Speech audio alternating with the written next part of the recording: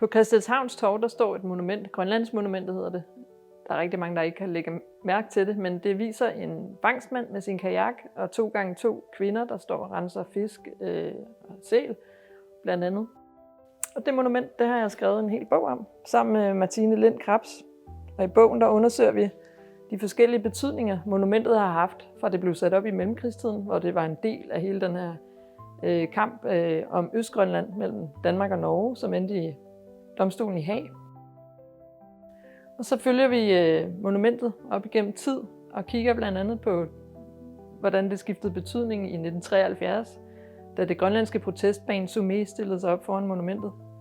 Og vi kigger på senere, hvor det i højere grad blev associeret med udsathed. Og så følger vi de 2 modeller, der stod model til det, og deres liv i mellemkrigstidens Danmark, altså 2 grønlandske modeller, der levede i en periode, hvor der ikke var ret mange grønlændere i Danmark. Og ved at kigge på alt det, så får vi et indblik i de skiftende forestillinger, idéer og billeder, man i Danmark har haft af Grønland, men også hvordan man fra Grønlands side har forsøgt at udfordre de samme idéer.